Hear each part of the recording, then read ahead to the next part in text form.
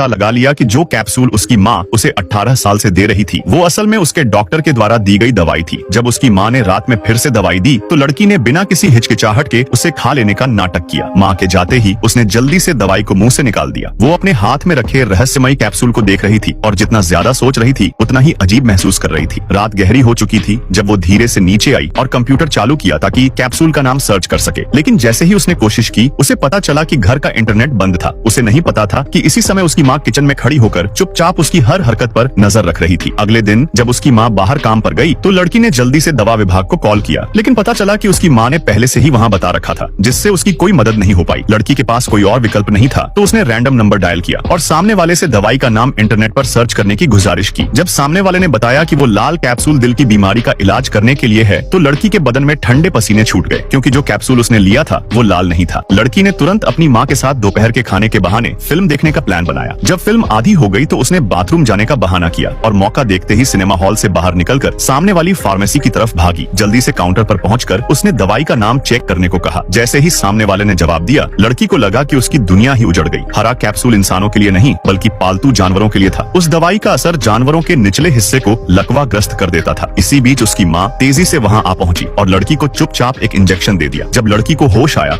तो उसने टेबल पर खाना रखा देखा। वो तुरंत दरवाजा खोलने दौड़ी, लेकिन पाया कि दरवाजा बाहर से बंद था। जल्दी से चाबी उठाई और ताला खोलने की कोशिश की, लेकिन कुछ नहीं हुआ। उसे समझ आया कि दरवाजा बाहर से फंसा हुआ है। फिर उसने खिड़की खोली और बाहर झांका। उसने पहले खाना खाया ताकि थोड़ी ऊर्जा मिले, फिर मुंह में पानी भरा और अपने औजार लेकर खिड़की से बाहर निकल गई। धीरे धीरे रेंगते हुए वो अपनी माँ के कमरे तक पहुंची। पहले उसने सोल्डरिंग आयरन से कांच में छेद किया, फिर मुंह से पानी छिड़का जिससे कांच तुरंत टूट गया। लेकिन जैसे ही वो कमरे में घुसी अचानक उसका अस्थमा भड़क उठा।